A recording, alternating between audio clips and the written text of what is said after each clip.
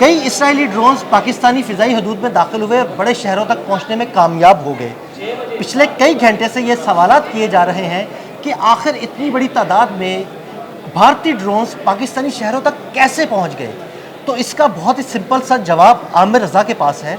वो जवाब क्या है, आमिर रज़ा से जानते हैं। आमिर भाई, तकरीबन 2 दर्जन से ज़ायद ड्रोन्स अब तक पाकिस्तान की तरफ से गिराए जा चुके हैं, लेकिन ये ड्रोन्स पाकिस्तान के बड़े शहरों तक पहुंचने में कामयाब कैसे हुए? आखिर इसकी वजह क्या है? अच्छा, ये एक सवाल आपने सुबह भी किया था जो कि जहाज़ों के हवाले से था। मैंने आपसे कहा था कि 57 के करीब जो कमर्शियल फ़्लाइट थी उस वक्त मौजूद थी फ़ज़ा में, इसलिए हमने मिसाइल फायर नहीं किया। अच्छा, आप मुझे बताएं, बैनुल-अक़वामी मार्केट में इस वक्त ड्रोन की एक आम जो सर्वेलेंस ड्रोन है उसकी कीमत आपको पता है कितनी है? तकरीबन $500 से लेकर $5000 तक। अच्छा, ये 500 से लेकर $5000, ये पाकिस्तानी रुपयों में कितने पैसे बनते हैं या इंडियन रुपयों में कितने पैसे बनते हैं, ये बहुत मामूली रकम है। आप लगा लें कि कोई 1.5 लाख से लेकर 10-12 लाख रुपए तक का ये खर्चा है, जिससे एक ड्रोन जो है सर्वेलेंस ड्रोन, जिसको आप हेरोन कह लें, और अगर उसके अंदर आपने वेपन भी रखा है तो चले 20 से 25 लाख रुपए में होगा। आपको ड्रोन गिराने के लिए इंटरसेप्टर जो चलाने पड़ते हैं, जो कि मिसाइल्स हैं, उसकी कीमत का आपको अंदाज़ा है। उसकी कीमत इससे कहीं ज़्यादा होती है, और इससे ज़्यादा कीमती चीज़ उसकी लोकेशन है कि आपने इंटरसेप्टर्स के लिए अपनी गाड़ियाँ कहाँ कहाँ खड़ी कर रखी हैं।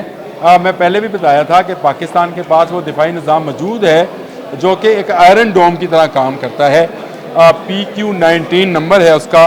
चाइना से ये हमने मिसाइल्स लिए थे, और ये मिसाइल्स अपनी अपनी जगह पर मौजूद हैं। क्योंकि आप समझते हैं $500 से $5000 की डील एक चीज़ हो, उसको गिराने के लिए हम अपना करोड़ों रुपए का मिसाइल और अरबों रुपए की उसकी लोकेशन उसको डिस्क्लोज करेंगे। ये जो यानी आप ये कहना चाह रहे हैं कि हमने उनको इसलिए नहीं गिराया ताकि हमारे उस आयरन डूम सिस्टम जो है उसकी लोकेशन मालूम ना हो जाए भारत को। हमारे जो इंटरसेप्टर्स हैं वो जहाँ जहाँ इंस्टॉल्स हैं, एक भी वहाँ से चलेगा तो आपको भी पता है सैटेलाइट की दुनिया है, और उसके पीछे इसराइल है, इसराइल के सैटेलाइट्स हैं, अमेरिका के, तो इसकी सारी नज़रें इस वक्त पाकिस्तान पर हैं। पाकिस्तान ने उसको उनके स्टील टेक्नोलॉजी के ज़रिए तो दबा रखा है, यानी उसको छुपा के रखा हुआ है। अगर वहाँ से मिसाइल निकलता है तो आपको पता है वो तो पूरी दुनिया में चल जाएगा कि यहाँ पर है। वो उसका फ़ायदा उठाना चाहते हैं। ये जो बार बार दूरंदाजी करते हैं ड्रोन्स के ज़रिए, हम इनको अपनी एंटी एयरक्राफ्ट गन्स के ज़रिए गिरा सकते हैं, और हमने गिरा भी लिए, और ये कोई ज़्यादा नुकसान पहुँचा भी नहीं पाते हैं। और ये छोटे ड्रोन्स हैं, इनके साथ अगर वेपन हो भी, अव्वल तो होता नहीं है, कैमराज ही होते हैं, वेपन्स हो भी तो ये ज़्यादा कारगर नहीं होता। लेकिन हमें ये फ़ायदा हुआ कि हमारे पास WE जो प्रोग्राम सिस्टम है उसके तहत हमने उनके लाइव ड्रोन्स पकड़ भी लिए, यानी उनको हैक किया, उनका कंट्रोल उनके कंट्रोल रूम से ख़त्म किया, अपने कंट्रोल रूम में लिया और उनको उतार लिया। अब वो जो टेक्नोलॉजी जो कि इसराइली टेक्नोलॉजी है वो भी हमारे पास आ गई। उनके अंदर जो चिप्स हैं, उनके अंदर जो मालूमात हैं, उनकी भी वो भी हमारे पास आ गई। तो ये एक बहुत बड़ा राज है कि हम खुद इन ड्रोन्स को आने दे रहे हैं, इनको गिरा नहीं रहे हैं। जिस तरह से हमने जो तैयारे और जहाज़ आए थे उनको भी आने दिया था, लेकिन जब हम उनको गिराना चाहा, गिरा भी लिया था।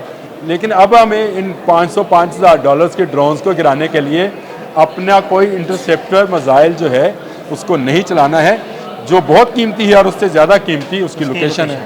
तो नाजरीन, यकीनन आप लोगों की समझ में ये इस सवाल का जवाब बिल्कुल आ गया होगा कि हमने भारतीय ड्रोन्स क्यों नहीं गिराए। उसकी बहुत ही सादी सी वजह है कि हम नहीं चाहते कि हमारे उस सिस्टम की लोकेशन पता चल जाए दुश्मन को, और उसके अलावा हम बहुत महंगे महंगे मिसाइल सिर्फ $500 से $5000 के ड्रोन्स को गिराने के लिए खर्च करें।